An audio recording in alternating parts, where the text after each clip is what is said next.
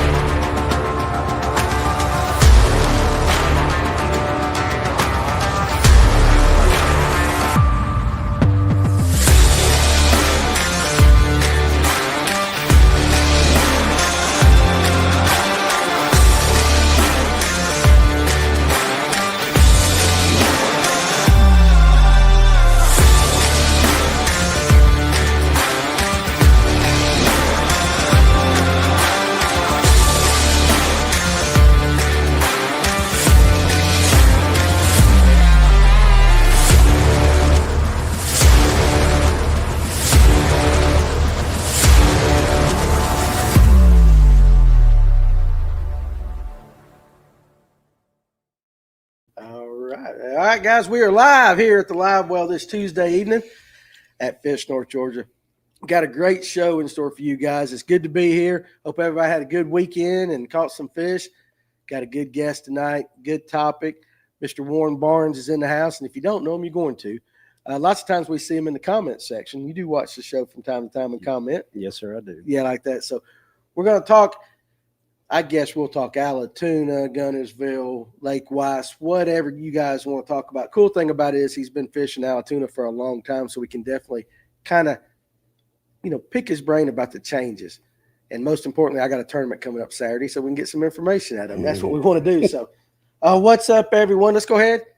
Let's take care of our sponsors so we can get started. As always, we start off with Sonar Pros, 770-530-4505. The best, number one place to take your boat to get the electronics done right the first time. Trent and the guys off Highway 369. If you go over there at any given moment, they got a pros boat. That's about the way to say it. Mm-hmm. They got some pros in go there. Where all the pros go. Go to Sonar Pros. Sonar Pros. So we appreciate those guys. And, of course, on Lake Lanier, if you're looking for a guide, Kevin Underwood, Lip Sticker Fishing, 678-459-8419. Check out his Patreon. You still involved with that there, Alex? Oh, yeah. You love it? Oh, yeah. He's got some good stuff up right now about largemouth. There you go. So you go check him out, patreon.com/Lip Sticker Fishing. We appreciate Kevin and the guys over there. The best rod sleeve on the market, bar none. Evolve Fishing. We got them here at Fish, North Georgia. You can check them out at evolvefishing.com. Guys, listen, a lot of knockoffs coming out on the market right now. Yeah, they're cheaper. They're not better. This is the best one out there. For all the money you spend on these rods, put the best rod sleeve on the market. They've got some cool new stuff coming out this year, too. I've been playing around with some new stuff, shooting little photos on the side, and we got some cool stuff coming. Do you? Yep. There you go. It's always good to have connections here on the show. Now, you want to get an expensive lure back, you better have the Money Saver Lure Retriever. The best plug knocker on the market. Richard Key designed it. It's perfect. Just a little World War II torpedo go flying through the line, down your line to get your lure back. So we appreciate them as well. Check them out at fishnorthgeorgia.com. If you're on Lake Allatoona, this is a name I'm sure you know. Familiar with him. Mr. Bill Payne, 706-280-2305. Fishing trips on Lake Allatoona, also seasonal smallmouth trips. And he will make sure that your sonar is set up right. So if you want a sonar trip, you want to know how to use it, Mr. Bill Payne right there. And then, of course, we got our buddy Brooks Anderson over here on Lake Lanier. Spotted bass. Why you catch them, where you catch them, how you catch them. There ain't too many out there better right now than Brooks Anderson Fishing. Check him out, especially on his YouTube. He does some good video work there. And, of course, you can book a trip with him. My favorite young guide in the entire industry. I love me some Brooks Anderson right there. He's a good dude. He puts out good information too. Very valuable stuff that he's putting out on his channel. He is, absolutely. Hey, let's hit it wide real quick one time so I can shout out my buddies at Turner Tires, 706-253-3339. Tires and Alignment in Jasper, Georgia. Brock Turner and the family, good people. It's where I take my car to get my tires, and I highly Do they have trailer tires? I got a flat in the back of the truck right now. I'm sure they will. Have to hit him up. I mean, hell, he fishes. He might as well. Yeah. So that's what he's known for. So, all right, guys, let's see. Let's check out everybody in the house. See a lot of you guys out there. And Big Warren in the house. He has always been able to catch them. So that's pretty good. If Ron Swinford says you can catch fish, then that you come highly recommended. It's been a long time since I've seen that fella. He really ain't missing nothing. No, I'm just kidding. I love Ron. We have to catch up. Listen, so guys, again, now, you know how the show works. We'll talk about anything and everything. You guys definitely run the show. We're going to start off, introducing Warren to you guys a little bit. Man's been fishing on Lake Allatoona for, what'd you say, going on 50 years now? 50 plus years. 50. How old are you? 55. So basically, since you could walk, you've been fishing it. I've been up and down almost every marina on that dock. Yeah. Or on that lake. On that lake. Yeah. So, definitely over Rebel 64 newbie here. What's up, Rebel 64? Appreciate you joining us tonight. Cool looking picture right there. So, we often make fun of Lake Allatoona in a fun spirited way, but if we're being honest, there's some big fish get caught out of Lake Allatoona, especially this time of year. It was definitely showed off in the Noe show. Yeah. His tournament, O'Barday had the 11 point whatever. That's big wild. one. 55, 11.55. It always happens this time of year. It's like you'll just have one random. If he's on here tonight, I'd love to know what the measurements of that fish was. Big. Yeah. Big. Short and stout. Yeah. Like us. Well, you know what's funny is, and I always, he had some pictures on social media. If you don't know Stephen Barday, he's not my size. He's a big man. So when he holds up that fish, it doesn't do it justice. No. I mean, you hold up an 11.5 in front of Stephen. Yeah, we know it's big, but it might not look 11.5. If you held it up in front of me, it would just swallow me whole. So, I mean, he's a big dude. But I always tell everybody that, this time of the year, we see more big largemouth on social media posted that come from Lake Allatoona, in my opinion, than any other lake. And whether the other guys on the other lakes just ain't posting them, but every year we see, what was it? Josh Ray had a 12-something last year. Mm-hmm. This time of year, Barday had 11.5. He caught another big one. They're in the tournament too. He had another 6 or 7 pounder on Sunday, and then there was another fella caught a 9+. Yeah. You fished 50-something years. Is this something we should just come to expect from Lake Allatoona, or is this a new thing that we're getting these big ones? Is it just what is this? Is it a cycler? I don't think it's new. I mean, growing up on the lake and the things that I've seen, especially around the marinas, largemouth are always, they have to have cover. Yeah. And the only cover on that lake is the marinas. I mean, it's 13 marinas on a whole lake, and it's a small lake. Did you know there was that many marinas on Allatoona? 11 to 13. I've only fished 3 of them. So I don't know. Yeah. I got you. So growing up, I mean, walking around with a little jig trying to catch crappie, I used to see Goliaths swimming underneath the marinas. Right. And, through my years, I just never understood why we never really saw those fish. Now, as a bed, the spawn comes around, and many years that I've fished for spawning fish, I've seen them. Yeah. And it's just amazing what happens whenever the spawn is gone, where those fish go. Mm-hmm. And I think because of the change of what's happening on the lake, there's a tremendous amount of bait fish now, and plus with the blueback herring is kind of taking off. Right. It's bringing those big girls out a lot And more. we like big girls. Oh yeah. Here at Fish North Georgia, we support the big girls. Why do you think we don't see those big girls like past February, March, April? Where are they at? I believe they go back to the marinas.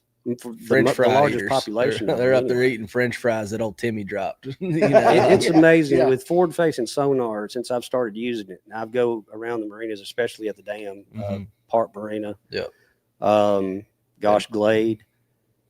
What you can, if you pan and you sit and watch, what you can see swimming down out from behind a float. Yep. I mean, they're there. Mm-hmm. Take, for instance, why does Allatoona fish better whenever the lake is low? Why do you see more big fish in the wintertime? It's compacting all that. Oh, yeah, for sure. So, and it's only going to get better, I think, because of the size of the bait fish. I mean, we're seeing shad now that are where 3 years ago you would see, they were 2 inches long. Now they're like 3.5 to 4 inches long. Gotcha. Okay. That's interesting. And it's not just the bass. I mean, I caught a crappie the other day jigging a minnow. You caught a what? A crappie. Crappie. Okay. But I mean, it was $2.98. Yeah. Oh, that's a good one. And I kept it and got out my phone to look up the record. God. I wasn't close, but I mean, I was like, damn. Look, 3-pound crappie is nothing that. Yeah. I would love to catch a mess of those. And on a forward-facing minnow. I mean, I got you. They'll eat. I've been catching some like two. I had my biggest bag of crappie ever a couple weeks ago. It was like 7 pounds, 14 ounces, best 5. I had a 2.2 was my biggest one, but they were all eating the 4-inch or the 5-inch cast echo. Like that's legit. Yeah, that's like on Latham. When we get into them, we'll catch them on flukes. Yep. So when they're on, first of all, go up to the very first comment right there at the top, just right above Mr. Jim right there. One more. I want to give you some love. Tell Cletus his content has been fire lately. Love the Yamaha stuff. I appreciate that. I've been putting a lot of time in. You have. So it's been good. Barday said he did not measure it. He was just trying to get her back into the water, into the live well. Good man. Like that. That's awesome. Yeah, he came up here to this shop and we talked about it and all that. And I'm happy for him. He's a good dude. That was a beautiful fish too. That's one of the most beautiful Allatoona fish I've seen. Yeah, and Barday, tell your wife happy birthday too. I think I told her on Facebook, but you definitely outpunted your coverage there, big guy. But War Eagle, Danny, welcome back. We've been missing you. No one can replace you. That's sweet, dude. Like that. And I love you guys too. I hate missing the show, but it's in good hands when I'm gone. So, Surf Dad, right there. Water temps 40s.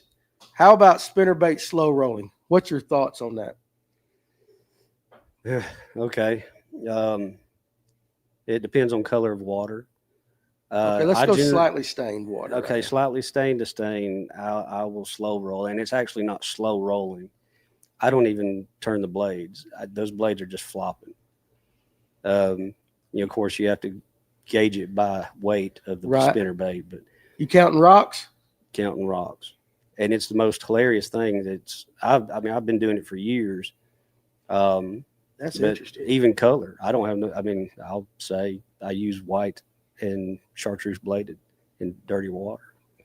So you throw your spinnerbait out when you're doing this technique. You let it go to the bottom, and you're just basically dragging it. Well, think about it. I mean, if you're talking about stained water, generally they're not going to be that deep. Mm-hmm.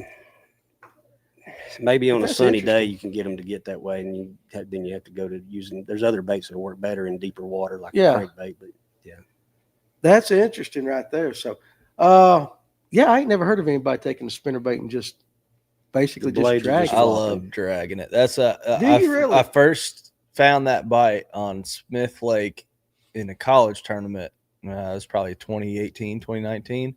And I was just dragging it. It was mid-February, cold, and I was just dragging it. That's one of my favorite lakes. Yeah, it's cool. Okay, well, good, because we're going to, all right, real quick then, because Far Dog right there, his son fishes college. They start bass. Well, can we talk about that? He can't listen because of the information rule. No, it's public forum. I mean. Yeah, well, we're going to be careful, Far Dog. So let's just, okay, so we're not doing it for you. I don't care that your son fishes Smith Lake tomorrow, but if I was going to Smith Lake tomorrow over on in Alabama, you said it was one of your favorite lakes. This time of the year, how could I go catch some fish over there? A good sack of fish. If you want to just totally put away live sonar, if you're talking about conventional, I definitely have to start shallow first, and then back in the creek, and then work your way out, because that's where you're going to find them. If you can find some colored water, those fish over there, when they get colored water, it's just like somebody ringing a dinner bell. I mean, Really? they gravitate. That's how I got 13th in the Bassmaster Open over there. Is I found dirty water, and there was nobody going to it. Because it's considered like a deep spot lake, right? Yep. I mean, but For sure. the fish are not as good as like Lanier, but that's Yeah. what it is, right? Mm-hmm. Really deep. Yep. So you went and found dirty water, hoping that those fish, Knowing that those fish. I mean, when I first entered into the creek and saw dirty water, I just stopped and started throwing I forget what crankbait it was. It was red, and then I was throwing a rattle trap. And it was just like within 4 or 5 casts, it just on. So I just started scouting the whole creek, which I think it was. Can I say the name of the creek? Hell yeah, you can. Yeah. I want to say it's Mountain Home Creek. It's on the western side of the lake. Mm-hmm. So that's where you would recommend I go check that area. Yeah, if you wanted to. But what happens is, and it's this way. I don't know about lakes like Guntersville because they're totally different like lakes. But you're talking about a clear water reservoir. As spots get bigger into the 4, 5, 6 pound range, they actually do some of the same things that your bigger largemouth do, 4 or 5 pounds, 6 pounds. Because the bigger a they lot get, more residential. they don't know I feel how like. big they are, Yeah. but they have to feed different because it takes Yeah. a lot more energy to move 6 pounds than it does 12 inches. I ain't never moved 12 inches. I was, but Tell me about how that feels. Huh? Look at Alex. Alex, that was the one time I made you uncomfortable tonight. I'm just laughing. The one time. but the way those fish, and I've seen them do it on that. It was a pattern when I was over there. They start staging and they stage on areas that are like secondary pockets, Mhm. and they'll stage from the mouth of that pocket, or say, if you want to call it a point, the mouth of that pocket to about 60 feet in. And especially if that's got a bluff wall, that's where, and we're talking females. I associate, I don't know about other fishermen because I don't get, this is actually my first time getting to actually really do this kind of thing. But females do things a lot different when they're preparing to feed the spawn. Right. And Like what? well, this is a perfect example.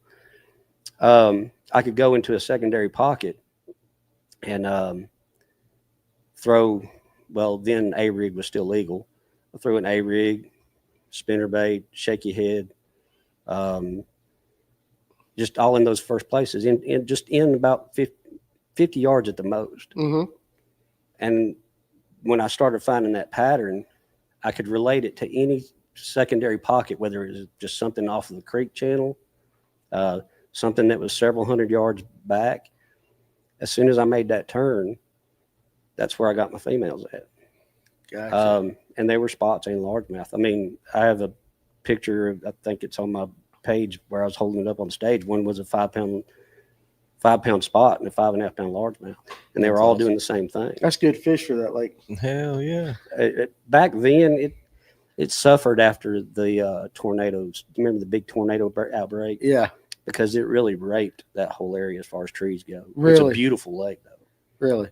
The It quality seems like it's still starting to there. come back. There's a high school kid that caught a 6-pounder, I think, in practice yesterday. Really? 6-pound spot. Yeah. Yeah, There it's you go. always had a large population of largemouth. Yep. I got you. Pull up Surf Dad right there in the middle. Wayne Mitchell says, glad to see my buddy Warren on the show right there. So Good old Wayne. good old Wayne right there. Lost Mountain Bassmaster. Yep. All right. So Surf Dad, first of all, he retires this Thursday. So congratulations on retiring. Going out Friday a.m. on Allatoona. Drop shot and crankbaits, hoping for the best. Any tips will be used. And again, I'm fishing Allatoona on Saturday. So any tips? If you're getting in the clear water, that kind of thing can still work, I think, with the water temperatures. But what was it, like 70 degrees today? It was warm. It's I got warm. the air on in the shop Those for a fish while. are, with the water, even though the water's coming back down from the sudden rise, Right. they're still going to be moving back. It's if you're not, if your big motor's not churning mud, I probably shouldn't say that. Sure you should. But I mean, it's I put it to you this way: not this past weekend, the weekend before. I was in 2 foot of water and threw a rattle trap and caught a 30-pound plus striper in 2 foot of water. I bet that was fun. No, it's not fun.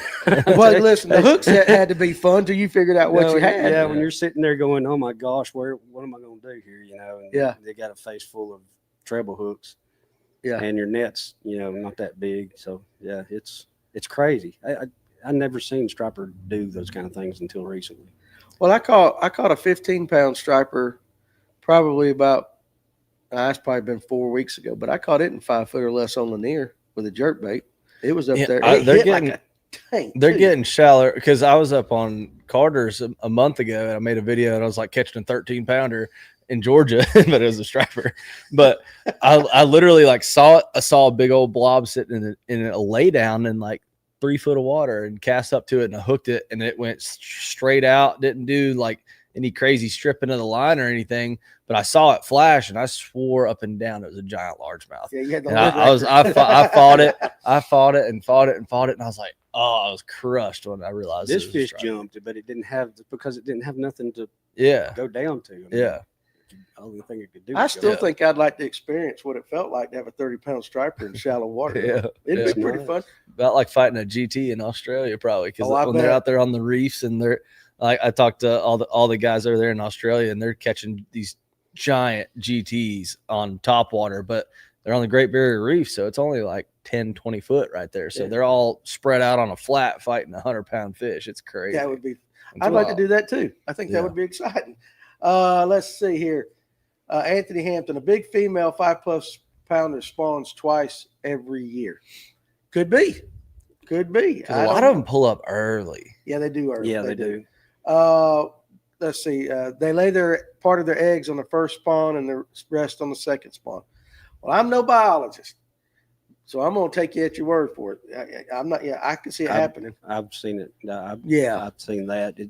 Allatoona, I've seen sometimes have 3 phases, 3 or 3 waves is what Yeah, they call I it. think Lanier kind of works like that way too a little bit. I wouldn't be surprised. Get your big girls coming up first, and then you got your main spawn, and then your late Yeah. spawners. Them big girls might come back if they didn't get it all took care of. And I'm starting to work on Lanier. Starting to work on Lanier. Yeah. It'll spoil you. It will spoil you. In, not of, right there at the top. Go all the way up right there. Anybody know who makes that new mini A-rig? I saw it on a video, but can't remember which one. And I think somebody answered it down there.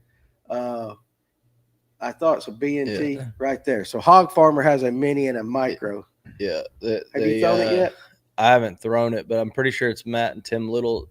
Matt from Tactical Bass, and they have a mini rig too. I don't know if it's the same one, but they work with Hog Farmer, so I assume it's the same That one. might be it. Yeah. Shane's has a finesse A rig also. Yep. Shane's does. I love Shane's baits. Those Isn't guys are that the so one good. the old fella? I Yeah. can't. Reese From Knight. Gunners, Reese. Yeah. He was talking about Shane's. Yeah. Guntersville. So that's Shane LaHue, who just finished third, almost won on St. John's last week. So he's from Lake Norman area, and Okay. him and his dad make those A rigs up there in Lake Norman, and they're That really lake's getting really some good big rigs. spots in it now. Yep. Norman. It's been dead for decades. It's like Yeah. when I grew up, my grandparents had a lake house out there. That's where I grew up fishing, and we would always just go to the hot hole, catch fish, schooling like all the time. And like it was like my biggest fish I had caught as a kid. I was 3 years old casting a Castmaster with a Snoopy rod. I caught a 5-pounder off the dock, like a 5-pound largemouth just off the dock. I remember like as soon as I set the hook on the little Snoopy rod, it's like pull and drag, and it pulls me into the like I am facing the water like this. Like this is the dock. I'm standing up. I set the hook and I'm like this. My dad grabs me by the back of the life jacket and pulls me back up. And fish just flopping with Now, no drag. Isn't that where they started planning They got F1s in cane? there now. The cane? The cane. Cane. I thought that was a neat idea when yeah. I seen At it. Norman? Out there at the Yeah. open. Planting the cane. It doesn't deteriorate. Yep. I got you. Okay, let's see. Yeah. Cane Ron piles are Swinford. huge all around here. Right there. The Wiggins boys made a living fishing on Smith Lake in the back of those creeks when they would muddy up. For sure. So Yeah, I okay. had to deal with those guys, and they're probably the best locals on that lake. Okay. I think that tournament, if I remember, it was David Kilgore won.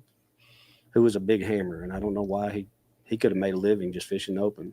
Mhm. Really? Yeah, I think there's a lot of guys out there like that could do it if they so desired. Yeah. it's But it's Jesse Wiggins is the reason I ever picked up a shaky head.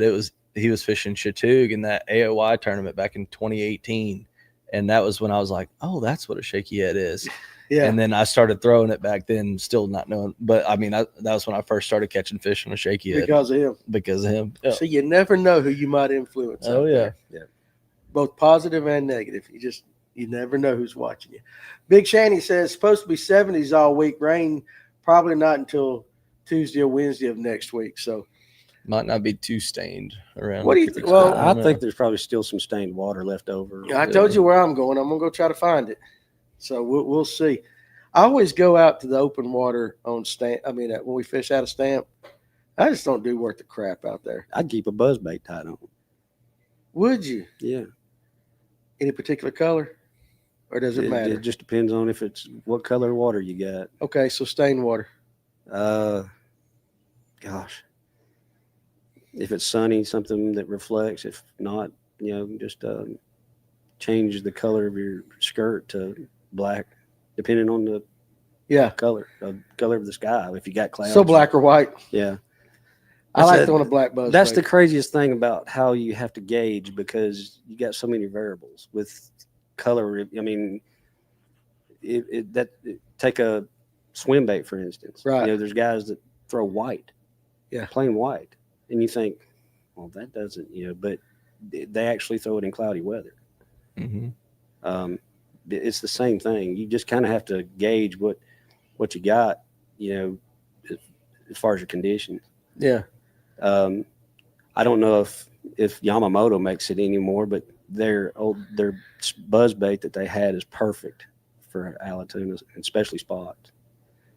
Their buzz bait. But yeah, I don't used to have make one a of buzz them. bait, but I didn't know I haven't bought one in a few years because I still got like 18 of Hell, that's probably why they ain't around. You bought all of them. them. Maybe not. I have to remember, was it smaller one? Yeah, it's a little smaller. So, like, if I were going to throw one quarter 3/8, would you, or smaller than that? Just as long as the blade.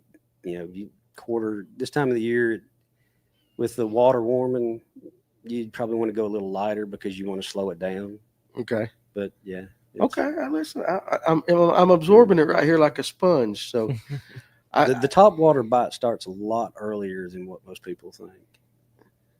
okay. I like that. Yeah. Everybody thinks I'm worried about the viewers and trying to help them out. Hell no, I'm here for me. I'm here for me, boys. You guys are secondary. I'm just kidding. Let's see. So David Weaver caught a 22-pound flathead on Allatoona years ago on a rattle trap. I bet that was fun. I've seen it happen. Them flatheads are mean-ass fish, Yeah. and they fight. They're fun to fight. C. Gray, Danny, greetings from NE, The New England, Northeast or New England, Nebraska yeah. or New England. What the hell's NE? or That's New England. New England, yeah. Great show as always. Well, C. Gray, thank you very much, buddy. Or Glad you're- Nebraska. Is it Nebraska? Hey, see, What is- see, listen, we're just some hillbillies from North Georgia. What does NE stand for? I hate to ask that. Somebody gonna make fun of me, but We're you too know- lazy to pull out our phones and Google it. Yeah, well, I am. So Atlanta Outdoors. Must say I was catching them on a hair jig this morning in 35 to 45 foot, all chunky spots. Been watching way too much FCP fishing. That's funny. Listen, buddy, he likes that hair jig. You ever throw the hair jig? The big ones on Guntersville. I haven't gotten down to these little tiny ones yet. Well, I don't know that. I don't know that it's really that tiny. I know. I haven't thrown anything less than a 3/4 ounce. I'll say that. I don't think he's thrown a 3/4 ounce, but I it's, throw a 16th ounce, like Yeah. that smallmouth stuff. it is That's New England. Well, buddy, Yep. we appreciate you joining us. Cool. That makes me feel good. We That's got some awesome. Yankee friends It's in the probably house. cold up there right now. I bet it is. My daughter was in Virginia and they got bombed with snow. That's not quite New England, Danny. Close enough. Hell, listen, it's on the way. It's on the way. Hey, listen, we try. Man. I try. Appreciate you joining us tonight, right there. Let's see. So what he does, though, he takes that hair jig and he'll chunk it across a point, and he's got his rod. A lot of guys do this with a flute, and he'll pop it 3 times and let it fall on a slack line, I can and see he'll that. pop it. He catches everything from largemouth, spots, stripers, you name it. He fishes the north end of Lanier a lot. Oh, yeah. but he loves that hair jig. It's a walleye jig too. Well, I remember seeing the guy that I think he won Smith last year, or might have came in the top 5. He was from Tennessee. He was throwing a little hair jig. So. Rob G. That was Rob G. Was it Yeah, Rob? Yeah. G. Yeah, so he's got Jarrett Thompson, Juice's Jigs is who makes that, and he makes these little finesse hair jigs. He ties them all, and they are the best finesse hair jig there is out there. So Atlanta Outdoors, in not of, wants to know, do you put any type of trailer on those hair jigs? I guess that's what he's asking. I don't know that Dana does put any on there. Some people, like the smallmouth technique, is putting a little chunk of like a max scent, like a flatworm or something, like a little chunk just to give it a little bit of weight on when you have like a 16th and you're throwing them up shallow and stuff like that. Yeah. So that's another way you can add a little weight if you're struggling to cast it. Is that how you work yours? Kind of like what he does? You I throw it like a finesse swim bait. Like that's how I throw a hair jig. I'm not. Are you scoping tickling with it? Yeah. I mean, that's the main deal. You're just throwing it where you would a minnow or a swim bait. You're not. It's mainly a forward facing deal, because if you're throwing a 16th ounce, a super light one, like you're trying to just get it down there, but make it as natural of and a just letting presentation. that hair just do its business. Mm-hmm. Did you know that on the Toys for Tots tournament, Charlie Adams and his partner won it, but his partner was throwing a bucktail jig and just burning that joker back that day and caught some fish on it. I believe it. But that was north end of Lanier. That's the way we throw them on Guntersville in the summertime. You just throw it out and reel. Let it go to the bottom. You have to burn it about 6 times and kill it. Follow your line back down. Generally, that's when they hit it. On the fall? So, yep. That's very interesting. I got to pick one up. I've never done it. It's fun. Is it? Okay, that works. It's like crack. It's addicting. Like crack? It's addicting? Yeah. I ain't never had no crack. Is it good? No.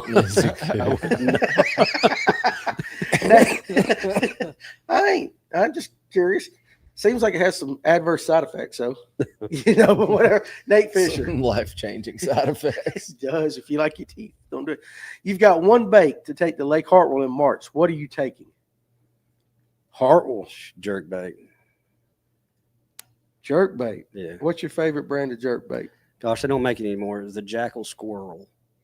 Yeah, they do. They still make it. Yeah, so because the company Cast I work with, we did a collab with them and made a cast Jackal Squirrel. Yeah. Thank you for telling me. Did you? I'm like on my last 3. Yeah, I quit making that. So we made them in the ether color. So our cast OG is like a chartreuse on the top and then like a blue and white on the bottom.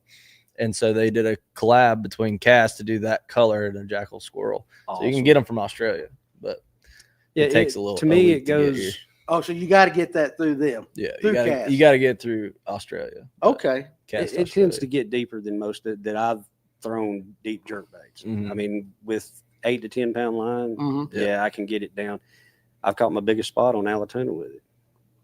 Every fish I've weighed in this year has been on a jerk bait, and I hate throwing jerk baits.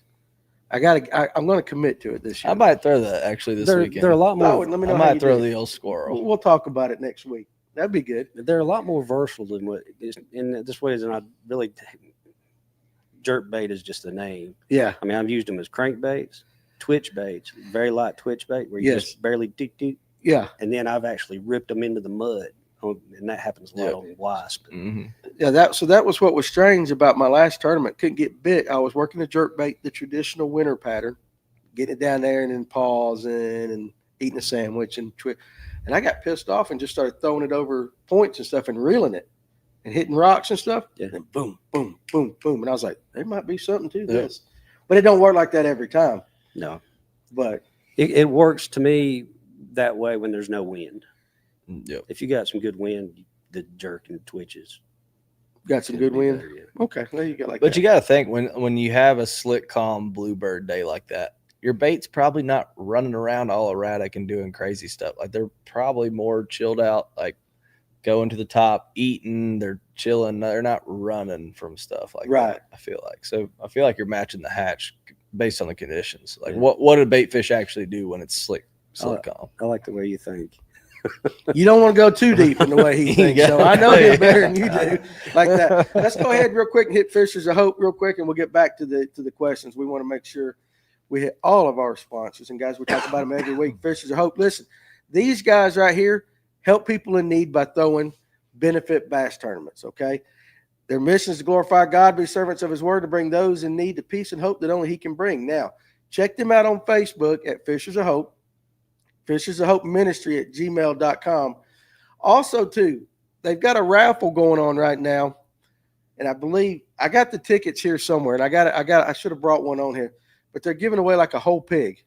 So you can buy the raffle. I will. Hey, Alex, if I don't have these on the Facebook group page in the morning, will you call me up and slap me and say, get these things on? I got you. Because you can buy them through us, and I'll list how you can do that. Or I imagine you probably can go to their website as well.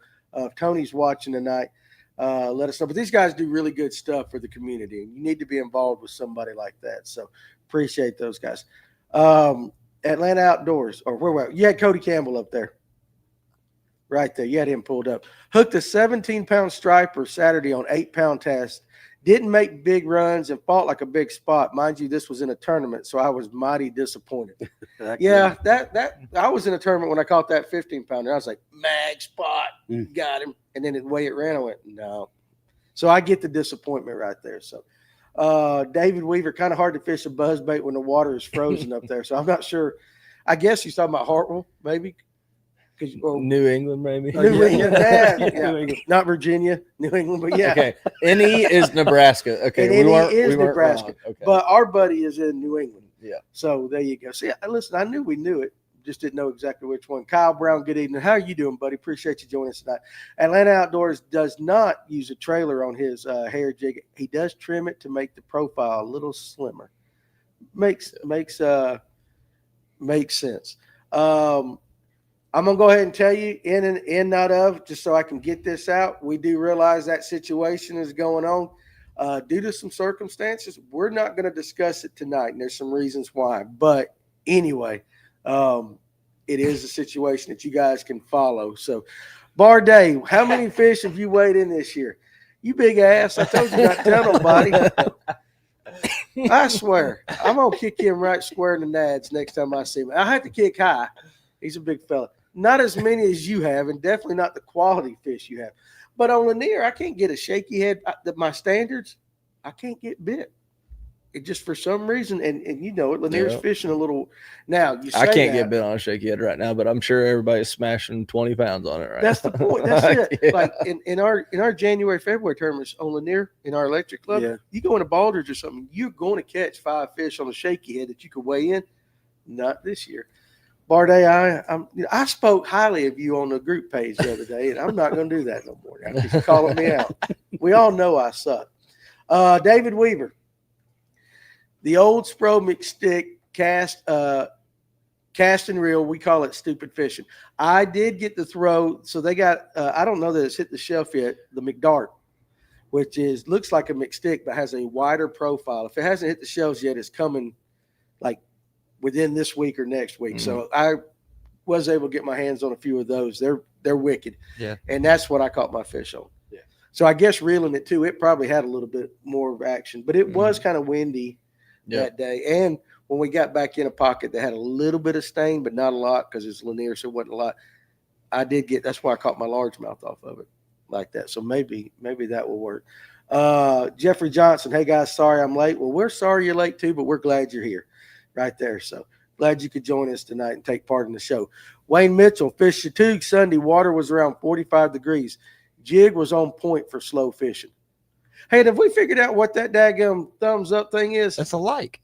Somebody gave us a like. Make sure you hit the like button. No, it's you made a thumbs up. Make a thumbs up. Bang. Oh, what? Hold on a second, guys. That's new. Let's see if I can get 2. That is new. Whoa.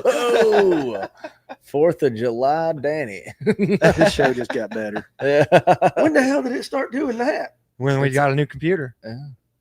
Now, I wonder what would happen if I flashed it. Don't do that. I won't do that right there. Okay, well, that's cool to know. So we'll start doing that. It happened last week, and we didn't know what in the world it was. Coleman Jones. I'm going to go ahead and tell you my answer is no. Any of y'all have experience fishing for spawning? Me. Just me. Okay. My answer is no. Okay. Yeah, any of y'all have experience fishing for spawning smallmouth in the southern U.S.? You may. So y'all Yeah. can take off on that because I don't. Go I'll leave ahead. that to you. I don't have any. I've never fished for spawning smallmouth. Okay. All right. Clint? The biggest thing, you're looking for sun, you're looking for sand. They get down there deep. So like a lot of us, they're similar to spotted bass. I mean, they're going to spawn a little bit deeper. You're looking for that sandy rock transition. A lot of them are like primarily the ones I've caught are on live scope, but like when you're wanting to bed scope is what the whippersnappers are calling it these days. What does Randy call it? He probably called. Oh, who knows? It's probably like Cheater box. mattress cheater box 5,000. Yeah. But anyway, so when you are bed scoping, what you want to do is you want to back up that your range. Like I typically keep my forward range at 100. You want to back that up to like 50, sometimes 30, and then that way you can just make your you're fishing close range. So like when you get on those sandy areas and you're panning around, you start seeing fish, and if you see them kind of locked into an area or follow a bait and go immediately back down, they're probably protecting their bed, and that's when you can kind of sit back, dial in, and start fishing for them. A drop shot's probably one of the best things. A drop shot or a Ned rig catching those spawning smallmouth. You can go down the bank and catch them, but what you do is you end up pulling them a lot because they are super curious, especially when you get some good sun. They'll travel a pretty good distance to shoo something away from a bed. So when you're getting out there and trying to on a smallmouth fishery, like we don't have a whole lot in North Georgia, but when you get up to Western North Carolina, that's where I've done primarily most of mine, and that's where you want to kind of just take your time, sit around, pick apart an area, and you can start to see them. But they're hard to see because they will be glued to the bottom, and you just kind of want to fish around. And if you catch one going down the bank and they got real red eyes, that's a telltale sign. But I mean, you're looking for smallmouth spawning towards the end of March all the way through May. I mean, that's about when it'll start happening in that Western North Carolina region. That's a damn good answer. I appreciate it. I'm just gonna they want to see what happens with a thumbs down right there. There you go. And then 50% of my hand waves. So this is the last one we're gonna do, just to see if it does anything. Pageant wave. I'm not flipping the bird on that or anything. All right, so Brad Silver's right there. You ever fish Nickajack? No. No on Nickajack. How about you? What would you do right now in the river more than the lake? I'd be up at the tail race throwing a crankbait. He said they're spilling at about 90K right now. Well, I mean, you That's might get some washed good down current. the river at that point. So I'd get behind wherever that current break is and be cranking. Isn't Nickajack what goes right through, consider the part that goes right through downtown Chattanooga, right up the Chickamauga Dam? Yeah. Yeah, when we were there catfishing with Daryl Morris, we noticed some of them guys, to me, that was big time current. And them guys with the bass boats were pulling right up to the base of that dam, and we're fishing for smallmouth right there. So, yeah, I ain't never done that. I've heard it's actually getting better than what it's been. Nickajack? Yeah. Well, we just need to make a trip up there and do it. Yeah. We'll go with Brad. We'll have a Fish North Georgia outing to Nickajack right there. We'll It's a just cool take over spot. Chattanooga. My go buddy to Ian Chickamauga whooped all my the time. tail when You we got a were up chick? there. Yeah. We were talking. cool. We were talking before the show, and you said something that was interesting. I don't know. We were talking about grass because he brought up Guntersville, and I said, "You know how I am about Guntersville and grass, like that." But you were saying something about the eel grass that I thought was really interesting. What were you telling me about how it gets to where it's It gotta go? migrates down the Tennessee River. It'll get in one lake, and then you'll see it for a few years, and then it's suddenly just gone. And then you'll see it in the next lake down. I don't know why. I wonder if it does just can't root as good. Like it doesn't with the current on the TBA. Well, I don't know if a lot. lot of that has to do with man's influence as well. That's whether very it be true. spraying or what. How many trolling motor props running through eelgrass? I mean, that's I part of remember it back too. in the day, Chickamauga used to have a lot of it in it. mm-hmm. Yeah, I just found that really interesting because I never thought about it migrating. And we're finally starting to get some in Western North Carolina. Like we've never had eelgrass in places. I'll be And- glad when it's gone out of Guntersville. Yeah. Me too. I've only been there one time. I think all the grass can be gone. You for can't I even care. drag a Carolina rig without it screwing things up. Oh, I don't doubt it at all. So Wayne Mitchell wants to get us back on some spot talk. Okay. He don't want to talk about all these other lakes. I have a unique thing with Wayne. We went down to Lake Wedowee We. Yeah. And literally, That's Tony's. I'll let him tell you how many we caught on one spot out in open water in about 28 to 30 foot of water. He may say, I think it was around 380 fish. I mean, the graph was so lit up, it was crazy. So what you're saying is I could even catch fish there. There was that many. Well, I just met you. I'm not gonna go. I'll start tearing you down. No. No, you can tear me down. That's the name of the show. But he mentioned ditch fishing, February ditch fishing. So on Allatoona, you guys still got a ditch bite going on over there? Yeah, I've been working on the forward-facing ditch thing, and it seems to be more where you find these little cuts that get real narrow. If you find them outside of that, they're not as grouped up. Like there's a creek that I fish that's about mid-lake, just down from the dam. Can we have the coordinates? I'm just Oh, kidding. well, I wish I could. I mean, I don't mind giving that stuff No, out. I'm just kidding. The thing about it, because I'm not against forward facing sonar. Do I like it? No, because I really love the way I always fished. Right. But do I need to learn it? Yes, and I've spent the past 4 years doing so, and having to figure out the ins and outs of the minnow deal. But we don't have ditches like Lanier does or Hartwell, but they're there. I'll tell you where one's at right now. That's Clear Creek. There's a narrow in Clear Creek, and 2 weeks ago they were stacked up in that thing. Caught a 4.5 spot. She was, had the parasites in her. She had those little brown. Really, spots. y'all getting them over there? They get them. I mean, Yeah. they're dying when you see the brown spots. The parasite, from what I understand, don't live in or can't survive in colder water, so it starts dying off. That's whenever you see the brown splotches. The parasites die, not the fish. The parasites die. Okay. But yeah, the ditch bite, I don't see it be sticking around very long with the warmer weather that they're having, because you're going to start having an influx of warmer water coming in, Right. and they'll probably start moving. I wouldn't be surprised if you don't start seeing spots pre-spawning or even spawning in the next few weeks. Mhm. Really? I've found spots spawning before, and gosh, I want to say it was 52-degree water Yep. See, and on that's, Weiss. yeah, and that's the thing is, like, we have our general guidelines of when they should, but there's always some that are really early. There are always some that are really late. So that's interesting. But now, do you guys, when you do have a ditch bite on Allatoona, do you kind of do it like we do on Lanier? Are you dragging something right down the middle, whether it be an underspin or a ball head jig or anything like that? How do you approach a ditch? I've really only found them either on the minnow minnow bait for forward facing. You just say Or- minnow, Yeah, the minnow. or on jigs. But then they're just starting to do that because Allatoona is getting more of the blueback herring. Yeah, They're starting to do that early morning, way back in the pocket thing. pushing the bait back. Yeah. And it's not quite developed like, say, on some lakes like Hartwell or Lanier, Mhm. but you're starting to see them do it. Starting to see it. I think if the population grows, you'll see them. How long has there been herring in Allatoona?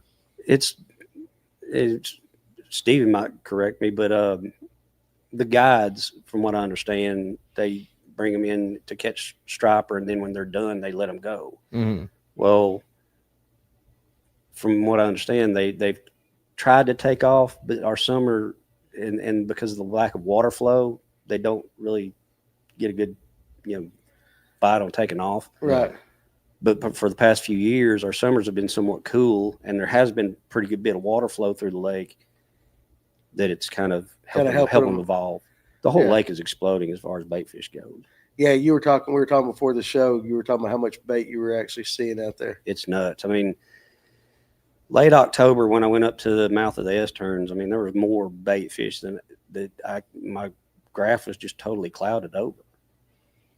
On that particular day, I had 4 spots. I had a 386 spot and then 4 over 4 pound in one day, and just out there, Doing that. nuts. That's crazy because, I mean, I know you asked that question. I know over the last, people have been talking about it for a while, but over the last 3 3 years is when it's kind of become the talk. Because I think the Yeah. DNR for the longest time said they weren't in there. The herring. Yeah, the herring weren't in there. But the striper guides have been saying that there's been herring in there for quite a while. Yeah. But you might be right. It'd be interesting to see the long term if they can survive it. There'll probably always be some, but not. I don't know what it is, but I like Yeah. them what I see. Oh, listen, Yeah. I understand that completely like that. David Weaver, well, Cletus is looking forward to being seen by Ryan Hanks there. No. So Yeah. Ryan looks forward to seeing you, brother. Heck Seeing yeah. you, brother, right there. So pull up David Weaver right there. What's your favorite jig and trailer? My favorite jig and trailer? Lord. For what type of jig? Flipping or casting? Let's go casting. Well, as of recently, I've got converted to the Picasso little spot. God, dog, that's everybody on Allatoona. I think they pay you guys. Well, the to key say tag that. just it doesn't I'm last. just kidding. It doesn't what? It doesn't last. Yeah. I mean, I've had hooks just break. On just regular jigs. You're not talking about the Picasso. No, I'm talking about the key tag. Oh, the Kite kite tag. tag. Well, you say crappie, so I get it. Yeah. But okay, I get. And I've been told that on their jigs that they do use a very light wire on the Kitech jigs and all that. Yeah, there's all kinds of things. I Yeah. mean, the weed guards, come out brand spanking new out of the pack. Yeah. So I had to go to something else. Yeah. And watching this show and with Steven. Stephen and Sal. Sal and all them. I think they just poop Picasso every day. Basically. They love it. No, but listen, and I tie jigs and all that, but be honest with you, a lot of guys love that little spotty. There's just something about it. And I got told actually once they went to the triple weed guard, it's a little better as far as coming through brush and stuff like that. But Yeah. it's a very popular jig. So you like the little spotty. What trailer are you throwing on it? I've started doing it identical to Sal. The X Zone. He can if he's X Zone. on here tonight, There's a bait by X Zone. Adrenaline crawl. Yeah, the Adrenaline crawl. Yeah. That they've Thing been is- begging me once we start stocking the store back up. I've got to carry. or I'll the throw X it Zone. just a regular twin tail. Yeah, I'm a Yamamoto. Exxon has a new stealth. Their new stealth line that came out. It's like they're Mhm. all their finessier type baits, and they've got a lot of cool stuff coming up. I've got Okay. some of the little 2.5-inch craw from Yeah. them. The little They've got finesse some ones. cool They're stuff. nice. You like them? Uh-huh. You do like them? Okay, that's good. JPJ Fishing. And we can tell we're definitely behind on the comments tonight, which is a good thing. You guys are taking part throwing them out there. Who thinks they can catch them on a buzz bait with this warming trend this weekend? You kind of mentioned earlier it might be something to It'll do. happen. The end of February is always, to me, I mean, I learned this from, a mentor decades ago, Max Nelson. The end of February is always the beginning of buzzbait season. And that's when it starts. That's when it starts. Yeah. Yeah. And you can catch them slow jerking a walking bait too this time of year. It's when I like to take like a duo pencil 110 and Yep. just Good bait. very slow. like real slow, but like especially back up in them pockets like you're talking about, find that stained water, those secondary points, and being able to just Absolutely. get parallel with the bank and throwing them and just Okay. It's a big fish catching thing. Yep. I mean, it's very rare that you get something small doing that. Well, that's you talking about with this pencil popper or with the buzz bait itself? Both. Because That's you're just what I throwing them need. in the same place. yeah. I need 5 fish Saturday. Win me some money right there. So, And if Wayne- you miss him, uh-huh. Get your shaky head and throw right back in where you missed him. Or Follow your, it up. or your wacky rig. Yeah, Immediately. Yeah, immediately. As Yeah, it'll quick probably as be a you can. wacky with me. Mhm. Yeah, you can do that. Yeah, that's the only thing I have confidence in the entire world.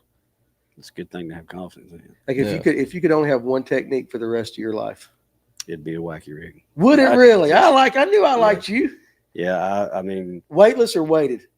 Which do you prefer? I prefer weighted, You prefer weighted. but it has to be very lightweight, Yeah. 1/8 ounce. Okay, so you're close to being weightless. Just like Yeah. I like weightless. What about you, Alex? Just ask that same question. One bait for the rest of your life.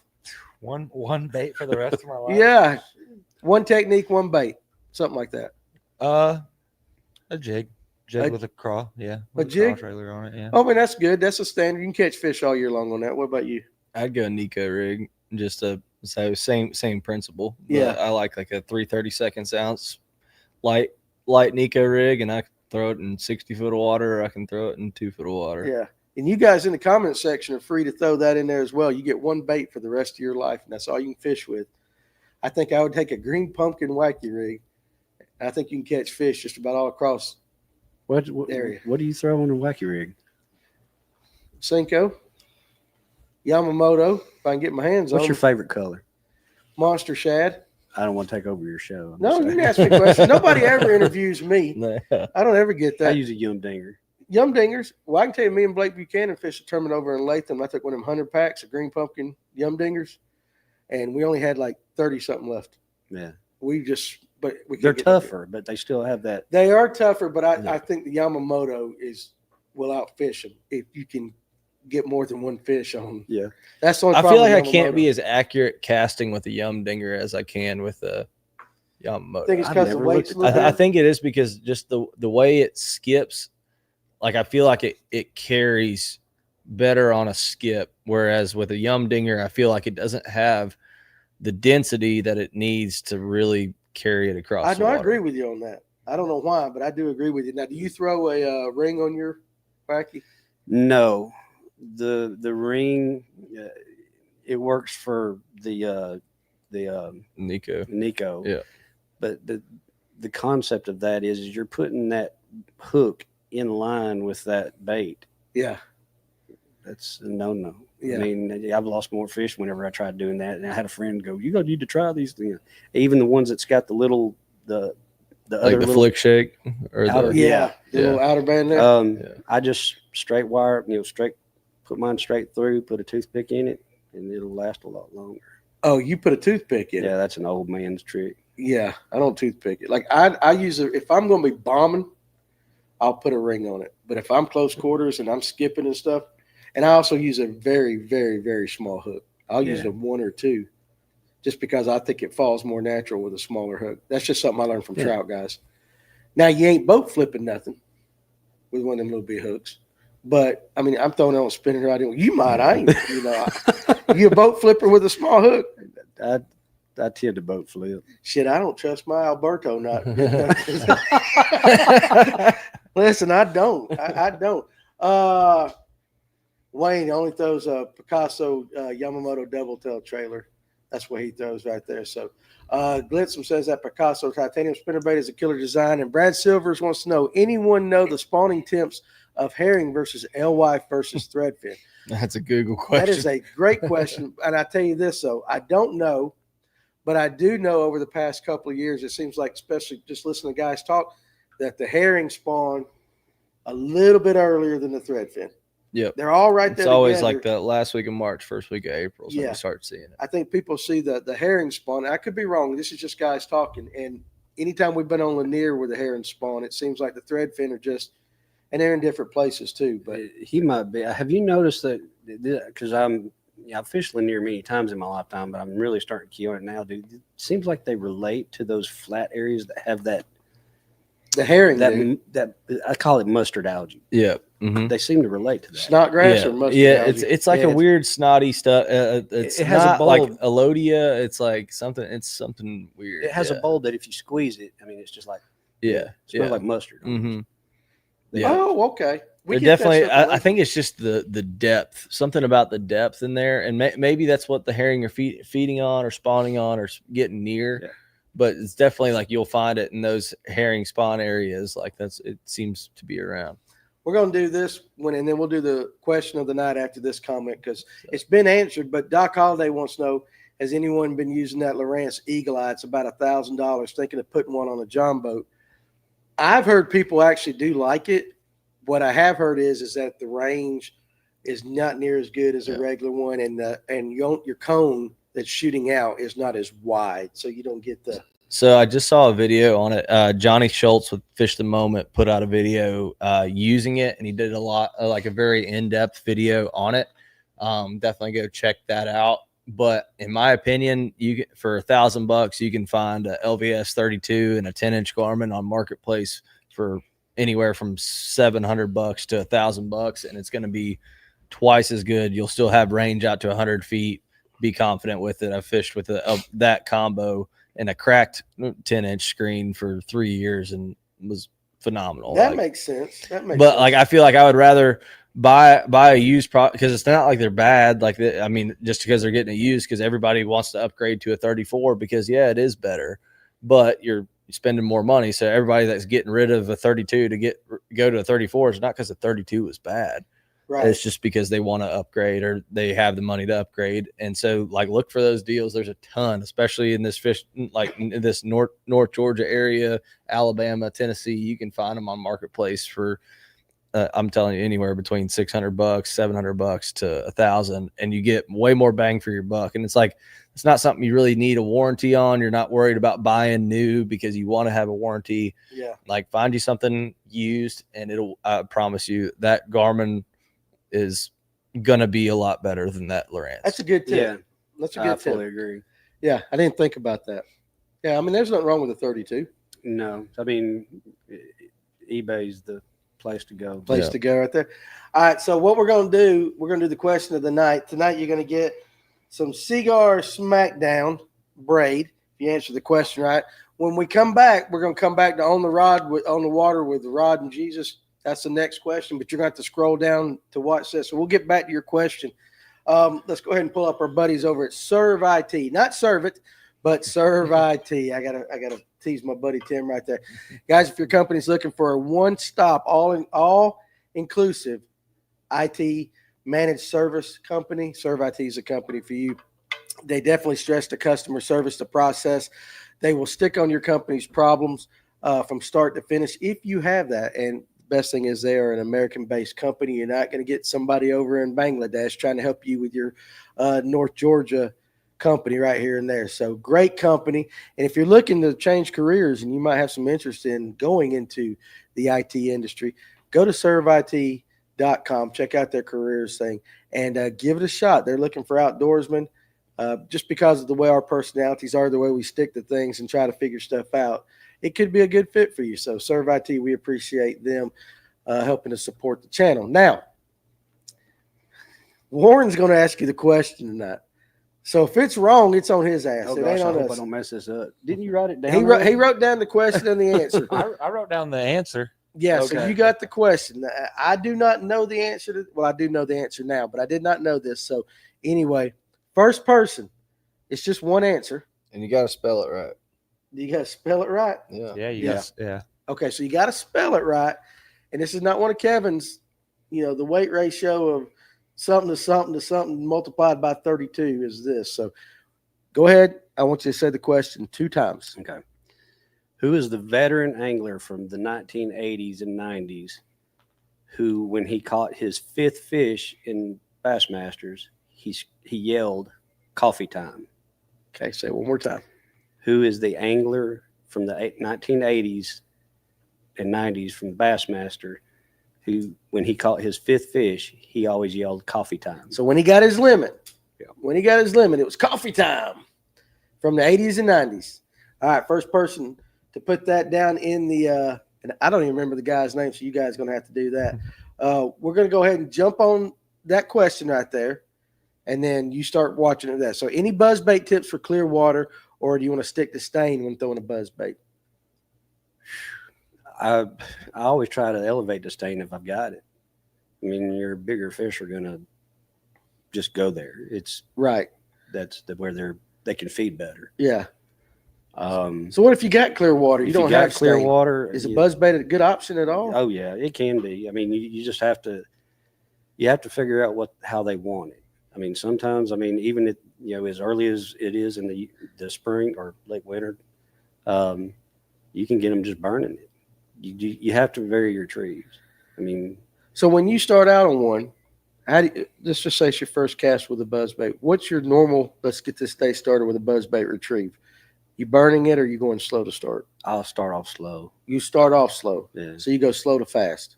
Because generally that's what works the most. It's colder water, so Right. you kind of want to fit the Yeah. situation. And then let them tell you what they want. Oh yeah, if they're absolutely crushing it, I'll speed it up. If they're crushing it, you'll Yeah. speed it up. Yeah. Because they just, they're on it. Oh yeah. Okay. All right. That makes sense. Any of those answers? Nope. Nope, not yet. Yeah. You guys keep Dave Mercer. Who, Dave Mercer? Oh, Dave. Okay, so you guys keep going. My brother likes a Zara puppy all the way at the top. So I saw that real quick. Go up one more. Likes a Zara puppy also on Lanier this time of year, back in the pockets and docks. David Weaver said that. So I can see that, because especially if they're pushing that bait back, and that happens generally first hour of the day. Oh yeah. And then they'll migrate back towards the timber a little bit, or the ditch, or that narrow. It all has to do with water inflow. I mean, we're talking about drawdown lakes around here. So when you have that initial water inflow, Yeah. they're going to move, especially if that inflow is warmer than what the weather's been previous days. I mean, they're going to move. I've seen fish on Lake Weiss where I had them, monsters on inlets of creeks off the river.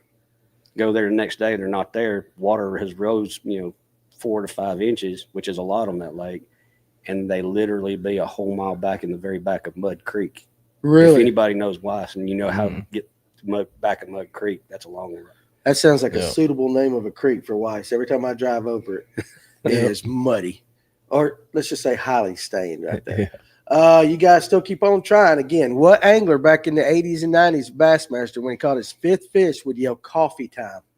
It's going to be a hard one. It is going to be a hard one. Hey, you know what? It was simple too, though. Maybe we don't have to have the 18,000 parts like that to stump them like that. I had no idea, and I really honestly didn't recognize the gentleman's name when you told me. He's actually one of my biggest influences that as grew up coming up as a young guy. Is this something they can Google? Yeah, probably. Okay. I never Googled it. I was just wondering. Jeremy Tyson, any chatterbait tips? I've been throwing it a lot on Russell and can't seem to find a bite for it. You're not alone, because that's the one I struggle with too a little bit. I'd rather throw a spinnerbait. Do they draw Russell down? I have no idea. I think they do. I think it just like same as Hartwell. Maybe they do. I don't know. If you got, if it's got backwaters, yeah. You want to look for your little creek ditches and backwaters. That's where I would first go. You guys ain't even close in your answers. Davy right Height's there. the closest one. Who? I said Davy Height's the closest one. Give me I'm gonna go help him out a little bit right here. Give me the initials. BB. There you go, guys. There's your tip. Kevin's rolling over if he's hearing me give tips right now. Yeah, I was so about to mad, say. dude. He gets mad at me. BB. Oh, That's say it the- again, Danny. That's the guy's He's initials. really feeding it. BB. All right. Yes, they draw the water down this weekend and it got tough. Okay. So, all right. There we go. Far dog. Oh, wait, no, Anthony Hampton. Sorry. Yeah. Missed that. Yeah. But Anthony, you got it right, but I like Far Dog better than you. Doesn't he get a lot? Doesn't he get a lot of these? He does. And that's why I'm going to listen, Anthony, I love you, but I'm going to absolutely send this thing to Oklahoma tonight. He's going to be like, I ain't going to watch the show no more right there. You've won a bunch. So Far Dog, I'm gonna send it to you, and then Anthony, I'll get you something. But Kevin, I knew Kevin was watching. I like tough questions. Anybody ever really knows heard of Basil Bacon? If you can go look at some of the old Bassmaster, like I think they were on Lake of the Ozarks, and they had a snowstorm, the very first snowstorm, and it was like 70 degrees, 3 days in practice. He comes in with a giant spinner bait with a number 7 blade. A blade. It was like huge. waking it under the surface around boat docks and getting crushed. Some of the hardest hits I ever seen anybody get. And this man is already in his 60s then. Right. And they actually came out with a spinner bait called Awakened Bacon. Awakened Bacon. And it was made by Gambler. And they also came out with a flipping bait, which I've still got a ton of. The Gambler Bacon Ride. Really? Yeah. That bait actually won a classic for Davy Height. That's why I said it was close. Right there. And you know what? That Basil Bacon, that's a hell of a name. That sounds like, That dude, I'm something sorry, like that. pardon my language, but I gotta say it. I met him at the classic, and it was a big. That was better than Roland Martin coming up to me at Smith Lake and saying, "How did you catch your fish?" Because he was in the same area that way. Right. Meeting Basil Bacon was probably my. We all have our childhood heroes. Yeah. But that dude was a badass. Oh, you don't have to apologize for saying badass. Watch my language on that. I thought you was getting ready to jump in that. I was waiting on it. He didn't ask permission. I was like, all right, this might get juicy. No, I get it. I get it. No, absolutely. He was a badass. Okay? Well, so Basil Bacon That would you say was like growing up? That was your guy. Yeah. Who was your guy, Alex? Because you're so young now compared to the rest of us. You and Clint. Who's your guy growing up? That was G-Man. Who? G-Man. What do you think about G-Man with a top 10 on the scope? I know, scope? dude. That's 7th crazy. place. Yeah, you're I was happy. watching him. Was you? Yeah, He because needs you to- Is he finally doing it? yeah. And the cool part about watching G-Man on live is you can actually see his scope because he's bow-legged, you know? He is bow-legged. Look like you've been riding a horse for days. Yeah. What about you? I'll be honest, it's Brandon Polinick. Okay. That was who I first started when I first figured out what tournament fishing was. I was 18, so it took me Yeah. a long time.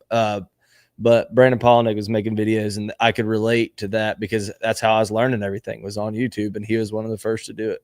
And he's still like, it's cool now with my job and being on the road and being around Brandon and filming with Brandon and doing all kinds of stuff. It's cool to see that full circle of like, I get to be on the boat with Brandon and talk to him and stuff like that. It's pretty cool to see. He's due to be like, something's going to happen with him soon. I think I think this is going to be a much better year for him. He just came up. I mean, he's had a lot of stuff going on. He's got 2 little girls. Like last year was the toughest year. The first year he's never didn't make the classic. And I think he's coming back with a fire this year. And he had I want to say mid-20s finish at St. John's last week. And I'm sure he'll do well at Okeechobee this week. That's good. I thought mine was Bill Dance.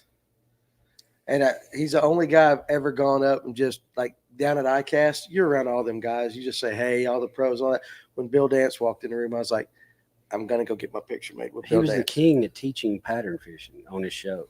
It was, I still don't know And about that damn such color a personable guy too. Like, oh, yeah. being around him, like he truly was on screen who he is in person. Like he That's really true. would stop to tell some kid at a boat ramp throwing a Snoopy rod, hey, like you should try this or something Yeah. like that. Like he is a very genuine guy. person. Yeah. He and I've said it before on this show. He looked down at my name tag, and then he called me Danny for the entire conversation we had.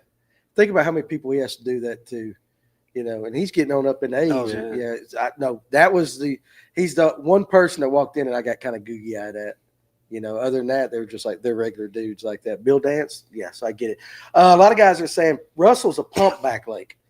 So I guess it's very much similar to Oconee and Seminole and all that. So that's why you get the water fluctuation there. Yeah, and it fishes, from what I understand, a lot like a current. A TVA No, or a like a discharge. tidal.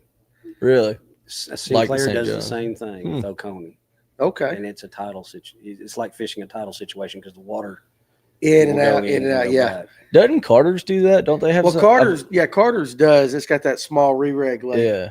So like we fish some tournaments on that re-reg lake.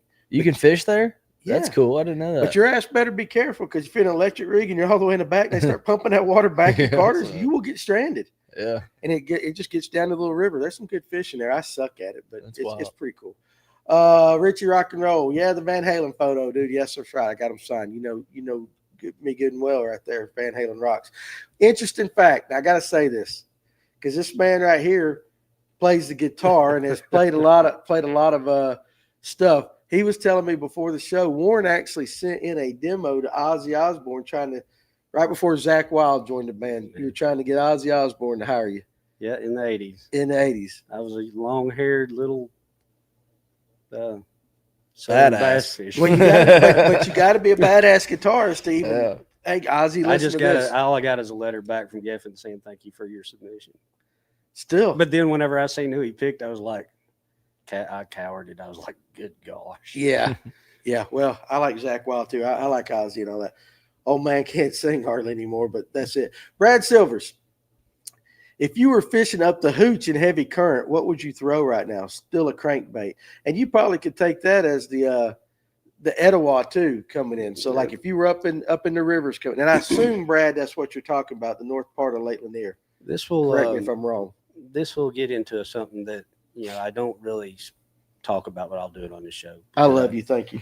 When you're talking about even largemouth are somewhat very, very shy of current, but spots are different, and Allatoona has the same some of the Coosa River species in it. Right. In river systems, spots with current, I've seen if it's clear water, will get directly in the middle of the channel and set right on the bottom, and they'll feed just like trout do. Okay. I've caught my biggest spot on Allatoona 513 doing that. If you got dirty water and current, they will actually that's where they get shallow. I mean, they have to. I mean, Yeah. The deeper you go, I don't understand the whole, and it's probably different in current than it is like if you're fishing muddy water in the slack water situation. Right. But I've literally been way up the Etowah and found, water just 2 foot deep, and then it drops down to 8 foot Mm-hmm. in a little hole, and sat and caught many 2 pound to 3 pound spots sitting in the very deep of the part of that hole, Right. and it'd be clear, and you can't really see them. I mean, unless one rises up. Oh, on Weiss, we do it in Little River. Little River, there's the last deep hole in Little River gets 15, 17 foot deep, and they will be on the very bottom if it's clear, and you just have to creep a bait, whether it's a shaky head, Yeah. little spotty type jig. I have caught them on jerk baits if the water is warmer. You'll see them shoot up. I mean, just out of nowhere. And it's even with live scope, it's hard to see them. I mean, you can't see them moving. Here's the one thing I love about this show. We've had so many good guests, but it seems like every week there's always something new. For sure. And that right there being that, in clear, you've seen spots move out into the middle of the channel and just sit on the bottom. Like we have not heard, at least I have not heard anybody say anything like that. So that's a pretty cool tip. I'm saying this. That's a very, very long time coveted secret. But I mean, I'm 55 years old. I mean, I've had my fun. I mean, I can sit here and tell people. Yeah, go and do it is a different thing. For sure. They were literally getting in a river channel and sit right on the bottom and hide behind. Well, here's a perfect example. The Coosa River is where I learned this at. Down on the Alabama River, that's all current. Well, the population is so big down there of spots. There's only so many stumps or something to get behind, so they have to migrate out and get behind a rock. Right. And if you've got a deep hole, what happens when you get that current flowing over? They're just going to sit there and wait for the bait. They're looking up the entire time. Treadmill. Waiting for somebody, and boom, and that's what they do. Very much trout-like. Very much like that. Cody Cordell said you just gave out some juice right there. I love it. No, I guarantee you, if you get to anybody that knows the river at Lanier, and if there's any deep spots up that place, especially in the wintertime, you can probably have a heyday of some untapped fish. There's some guy out there watching the show right now that's his spot in tournaments, and he's just throwing something that is fist in the air. And I know, listen, I don't care if you make them mad right there. I love it right there. So that's great.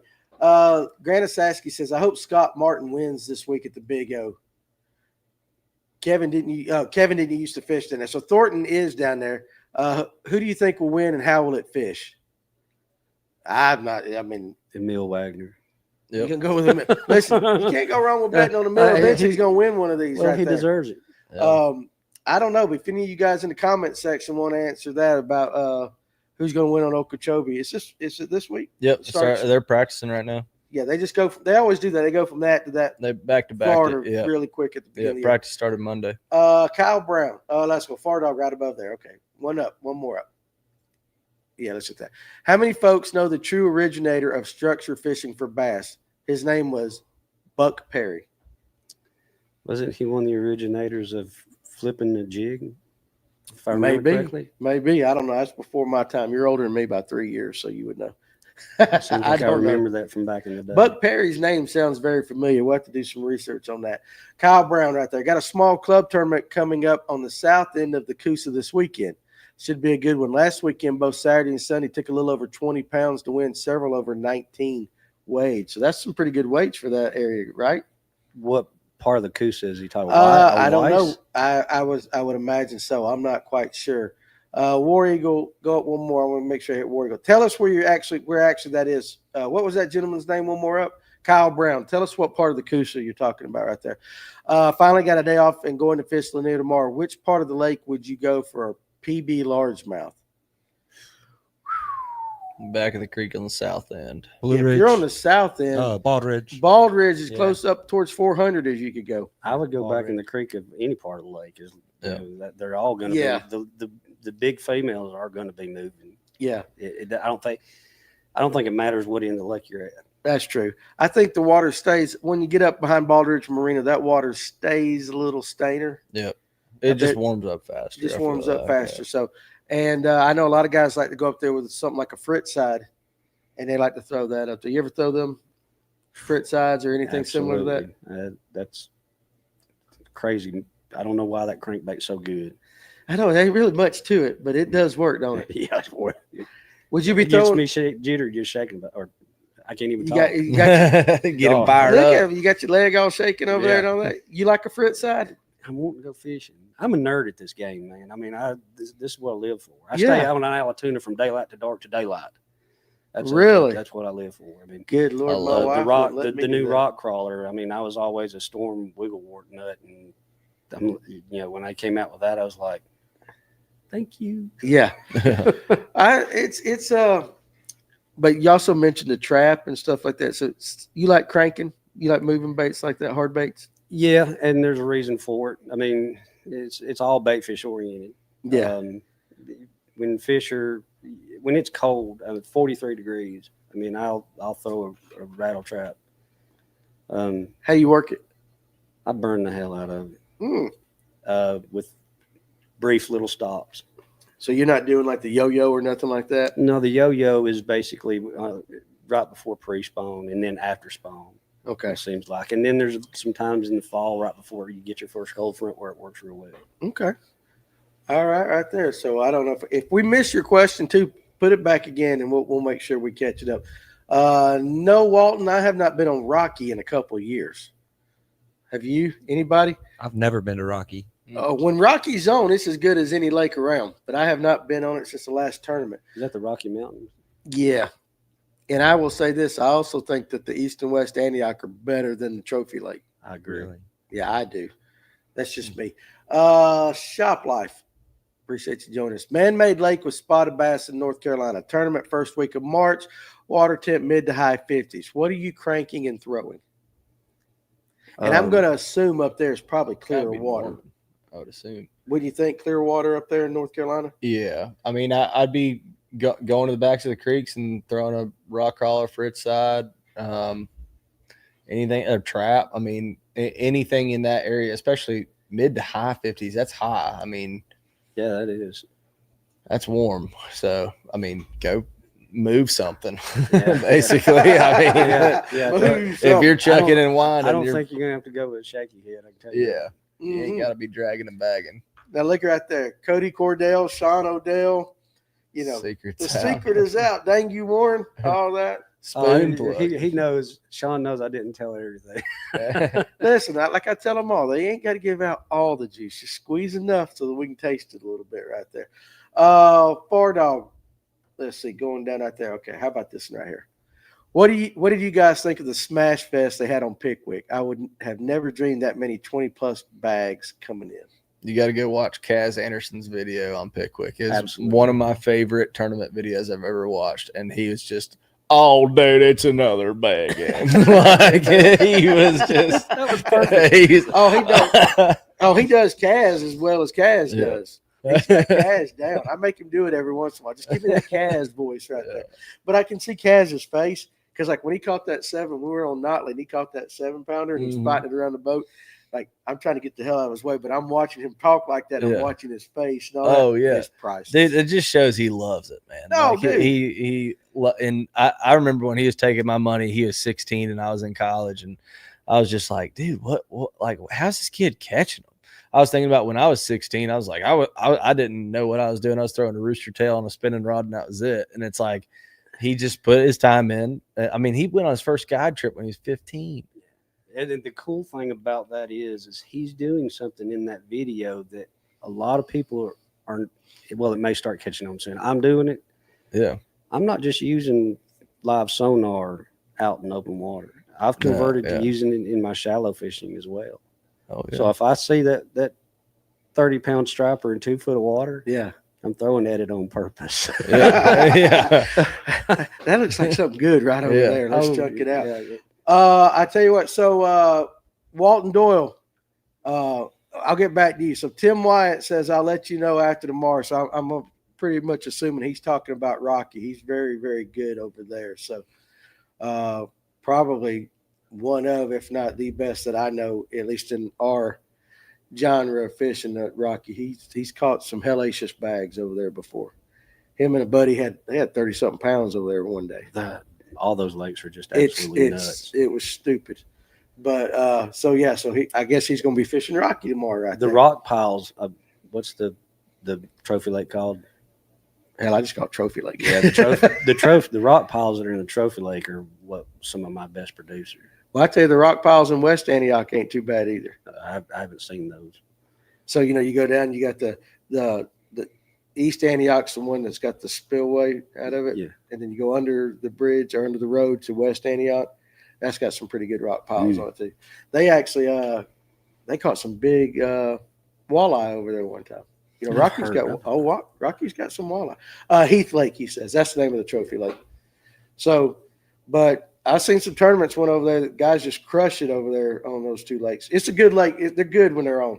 They are really good when they're on. Matt Seagill, I hope I said it right, wants to know what size frit side. Because, you got the 5, you got the 5 big end, the 7 big, there's several different ones. I think the 5 would be. 5 is actually bigger than the 7, I I would think, say ain't it? 5. No, No, 7's back- bigger. I think 7. I don't think they go. Hell, I Yeah. got them over here No, on it the wouldn't shelf. go I don't even backwards. know. I No. don't play. Yeah, frit side 5. Well, what color do you like throwing in that frit side? Like right now, This if you time were of in the- stain this time water, of the year, red. you Yeah, it's going with the still red and red. all that still, yeah. Yeah. Offshore structure fishing, Buck Perry is what he was talking about. Far Dog says like that. Let's keep going down. That was a book, wasn't it? Which one? Offshore structure fishing by Buck Perry. Wasn't that a It book? seems like it is a book. Now that you say that, Anthony, let's pull up Anthony's question out there. Anyone notice very few white bass in tuna, almost non-existent? Bluebacks are eating their eggs. I don't fish tuna enough. Have you noticed that? I've caught a lot in the fall, but usually wintertime is when you get a lot of them. I didn't get much this winter. So I know one of the big things on a herring lake that a lot of people, especially when it comes to largemouth, is the largemouth go up there and spawn because they're a little shallower than the spots and all that. But when the bluebacks come up and spawn, it's right after the largemouth fry are just hatching yay big, and they're up there trying to hide in that grass you were talking about. All that. Mhm. Yeah. And bluebacks they'll eat the fry too. Mhm. So that's something I didn't know. yeah. So that's why people would always talk about bluebacks are ruining the lake, because Yep. it does affect the population of the fish if you don't have a strong enough. I can see population. that if they're doing their thing the same time the fry are, yeah. but it seems like on Lanier they're spawning about at the same time. Well, it just Yeah. depends. It's probably that early wave. We're talking about, it's probably that early wave and all that. And I have never witnessed it. I just hear a lot of guys, that's a theory a lot of guys have, that bluebacks, even though they're great for anglers, they're not great for the actual fish. Yeah. So let's see, where were we at here? He was talking about Jordan in North Carolina. Okay. Yeah. Oh, he was talking about Jordan. That's why the it's lake. so warm. Yeah. I was like, God, mid-50s. So Michael Harden says, forget the Fritz side and get a Norman speed in. You ever thrown one of those? The speed in, oh gosh, I have not. it's been eons.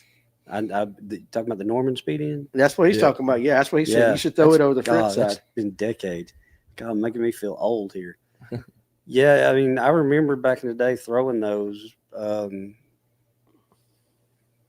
I think the bait. Nice. What is that Strike King crankbait? I'm kind of Just blank like right now. The one that they just 3XP? recently come out with that runs real shallow. A gravel dog or no? I have no idea. A lot of the guys are using it over top of grass at Guntersville. Right Oh, hybrid hunter. hybrid. Hybrid hunter. It's Okay. basically in that sense of bait. Yeah, but it runs a little shallower, right? It doesn't get I deep think if I remember correctly, yeah, it runs real shallow. because you can't get too deep over there in Guntersville. Or you're in grass in a lot of places. Yeah. That's when I was watching Dave when we went over there to film, throwing an A-rig over the top. We were like 7 foot of water with 4.5 foot Oh, of you grass. wanna He see was something- burning an A-rig across the top. You want to see something amazing? Go to Andrew Norby's video that he just posted a couple of days ago. Mm-hmm. Andrew Norby's. Freaks of nature Yeah. on Guntersville. Yeah. The very first one he catches, such one of the you can tell it's a mountain largemouth. It's got the spots. It looks just like a spot pattern, but it's a largemouth. I mean, close to 30-pound bag.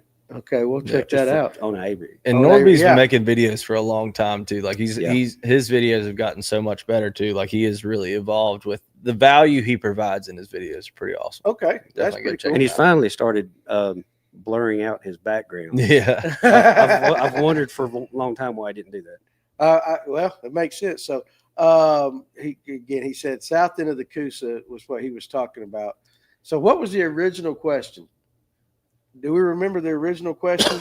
What we would do on the south end? I think I mixed him up with Kyle Brown, didn't I? Yeah, Oh, Lake Jordan is on the Coosa River. Okay. And I was thinking it's Jordan in one of North the Carolina. incredible lakes. Yeah, he said Jordan. What is it? He said Kyle Brown said Jordan. Okay, so yeah, Yeah, all right. okay. So that's what we're talking about. He was asking a question about that. Yeah, I would keep a jig handy if they're moving current, and again, a chatterbait, fritz side, and then a rattle trap. It's just that time of the year. Yeah. I mean, especially also a buzzbait. Again, Yeah, It's no, just that listen, time- it's that So time you of mentioned trap a couple times. What kind of traps you like? I'm a big time lipless crank guy. Yeah. And they're all different. So I have many different brands. I love the Strike King. It works great in grass. Rattle trap, if I'm throwing like a half ounce, we're talking about half ounces all the way across the board. If I'm in 4 foot of water or less, I'll throw the rattle trap because it's lighter. Right. You can get that bait doesn't want to get as deep. The Spro, oh gosh, It's like that Aruku shad? Aruku shad or Yeah. something. Yeah. because it's has a in between weight size. hmm When I'm throwing it in deeper water, say like 7 to 10 foot of water, that I'll throw to one of those. You'll throw a Spro. And it's crazy because all these brands make their own lipless crankbait that does different things. Which you got confidence. Deeper, you're going Spro. Yeah, deeper, I'll go with a Spro because if I'm wanting to keep that size, I think theirs goes in between like a quarter and half and all that stuff. Mm-hmm. Yeah. Rattle or like some guys like throwing them. I heard a guy in here today earlier was talking about throwing them with nothing in it, just a straight, like throwing those The lipless, silent ones. Yeah, What do you but think I about mean, those? to tell you the truth, here's my theory on that, and Yeah. it seems to work for me. If I catch something on a silent, why would I want to throw a trap? Say I'm throwing in grass at Guntersville Mm-hmm. when I can take a chatterbait that does the exact same thing and it's easier to control. Okay. You see what I'm saying? Yeah. That's why you don't really see the silent lipless crankbaits take off in that aspect. Okay.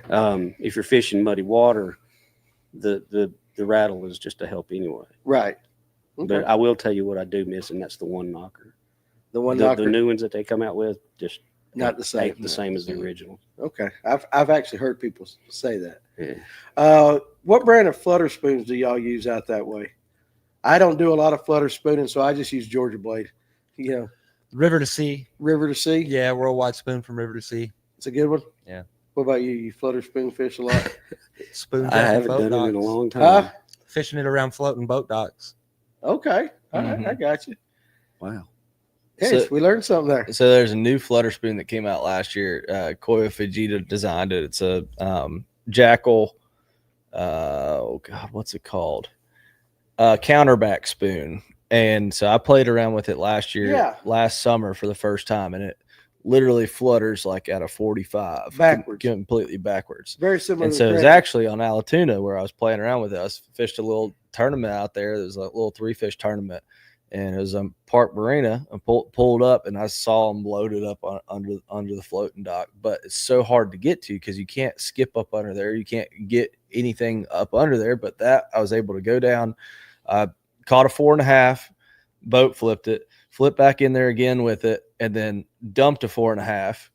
And then I flipped back in there again and dumped another 4.5. And then I had a yacht go by me and about put my boat up on top of the marina slip. And it was like the last 30 minutes that my trolling motor went out because I took that yacht wave over the Was front. this the video? Yeah, Oh, that video. okay, but that was the Jackal counterback spoon. And I've thrown it a lot, especially in the summertime. And it's a cool spoon. Brush piles, like you can anywhere that you want to send something in there, especially when that water's warmer and get that reaction strike. I'm gonna have to look at some of that new Jackal stuff. Kota Kiriyama is a good friend of mine. Nice. I'm gonna have to ask him. You need to. He's holding out on me. Is he holding out on you? Let's see. Brad Silver's right there at the top. Favorite deep crankbait, 14 foot and up. Favorite deep crankbait, 14 foot and up. If you give me 14 foot and up, Is I'm he going saying with rock crawler. and up? Is he talking about 14 foot or deeper, or is he talking about 14 foot or less? I think it's 14 foot and less. Yeah. I'd have to say, first of all, a rock crawler. Because you can get them down with the right setup, 14 foot. You can with 8 pound. Yeah, You can probably get it about that. you got to go a about little. 14 You got to go a foot. little lighter on the line. A Series 5 Strike King. Is Mhm. it? I think it's Series 5. Yeah, Series 5. Especially immediately after the spawn. There's a little window on Allatoona that happens right after the spawn on these secondary flats, and it's the only time I can find where I can actually burn a crankbait. Yep. And the Series 5 and 6 will sometimes get them too if you have to get a little bit deeper. Yeah. They're just coming off being aggressive right there on them flats. Yeah, they're all coming off and going to the same exact spot, so you got a big population. Yeah, They're all coming off of beds, and they go. If you have these little areas that have like that fork off, and there's spawning areas in the back, and Right. it comes together to like a point. Yeah, and that point's actually kind of elongated. You can really load up on, especially if it's got gravel. okay, that's a good tip. And right there. also in Florida on Saturday, John Garrett was caught that 31-pound bag on a 5XD, and he just found them on one shell bar. It was just, he thought they were striper at first, and it was just absolute Really? giants. Yeah, it was wild. And then he went back there and he broke one off on Championship Sunday, broke one off right off the bat, and I think it messed up the school. But I mean, it was a school of 6 to 10 pounders. Like he lost one that was 10, one that was 8. Like he was on the winning school of fish, and then broke one off first thing in the morning, and it messed up the school for him. So that was tough. But yeah, 5XD was. He was catching them on a 5XD and a Carolina rig with a Strike King Ocho. Okay. Pretty all right. cool. There you go. Let's see. A lot of guys, so yeah, counterbacks up there in the comment section. The knife spoon is insane also. Grant Asaski, this is a good question for you. Just how good do you think Allatoona can get, Warren? Is there anything that really holds it back or that DNR could do to improve the fishing? Bluebacks certainly seem to have helped. Well, I don't think it's so much the bluebacks, because the blueback population is not, well established. Right. The shad 12 years ago, there was a huge shad kill in the wintertime, and it decimated the lake. And over the years, I've seen, like in the late afternoons when the plankton starts, when the sun starts getting low and that plankton starts developing on the surface, Right. and you see these big balls of shad, just kind of fluttering on. They were only like 1.5 inches long. Now they're like 3.5 to 4 inches long. Right. And the population is absolutely huge. I mean, I've had some friends of mine that fish say there's too much. I don't think there's no such thing as too much. Those fish on that lake, because it's barren of structure, basically from 17 foot, or less, because of decades of dropping. Most of those fish are like marathon runners, so they have to run that lake to eat. Well, it's a lot easier now, so they're getting to gorge themselves. And the average size fish on the lake now is getting to be like 2 to 2.5 pounds. So it can only get better. But the thing about it is, we got to take care of it. Mm-hmm. I don't know if I know a long time ago they talked about putting a slot limit on it. I don't think it needs that, but I think with the better quality that we got, it might be a good idea to up the size limit. I've always wondered why Lanier has a 14-inch and Allatoona doesn't. We've had that conversation on here before. I don't think it's been that big of a. I don't think Allatoona has been that big of an issue. Mm-hmm. I think Jim Hakala, I think it was his name, was the fisheries biologist for Allatoona. I don't know if he still is or not. Yeah, I think he was one of the ones with several other people that were trying to bring in the slot limit. Yeah. And it got the local anglers just. Yeah, that's what I heard, that they did have a meeting about it at one point and it got shot down. But immediately after that, that's when they started the tree cutting project. That's helped the lake a lot. Yeah. And they still do it, to this day. I don't see it getting, I see it getting better. Okay. Especially as far as the largemouth goes. Okay. Brad Silvers was actually talking to, and let me get John Volteus. Has anybody right there going down under Eastern Stanley, right there? Has anybody tried the rock crawler, the DD rock crawler, the one that has the MD body with the OG rock crawler lip? I've thrown it before, but I haven't thrown it a lot. That's the RK55, I haven't right? tried it. 9 to 14. Yeah, it runs Sure. deeper. Yeah, that's the only one I throw. It's the one I like. Yeah. But I've gone to the 50 Mhm. a little bit. I don't know, just maybe the way I fish and all that. I have thrown it. I like it. I mean, Didn't I don't they think just come out with that not too long ago? the DD or Yeah. the 50, the smaller size. The DD. Yeah, it's like, yeah, I mean, it's the way they classify it. It's kind of weird. I mean, we order stuff from Spro, so it's kind of the one that's, so you got the one that does the 9 to 14, and then you got the one that's what, 5 to 10. Yeah, something like that. 5 to 9, maybe. Yeah. But yes, we've thrown them. But now Brad Silvers was talking about 14 and deeper because he is a Carter's guy. So what's your favorite crankbait that really is a truly deep diver? What is that? You were talking about earlier. I like a DT20. Yeah. Yeah. I don't deep crank enough to even. The DT 6XD. series, I believe, is probably the best for right now. If you get in the summertime, I believe the Strike Kings outdo the DTs. You do? Yeah. So you're talking like a 10XD or Yeah. getting down into that? Well, I mean, he's talking about 14. I would have to say a 6. Yep. A 6 6XD. because whenever we're cranking, ledges on Guntersville, it's with a 6. And then if you have to get, any ledges that are deeper than that, you have to go to an 8. Yeah. Then if you get down in, the 20 something foot of water, you have to take the 10. The 10 out. And That's a lot of work. that wears It's a you big out. No, that is a plug. lot of work right there.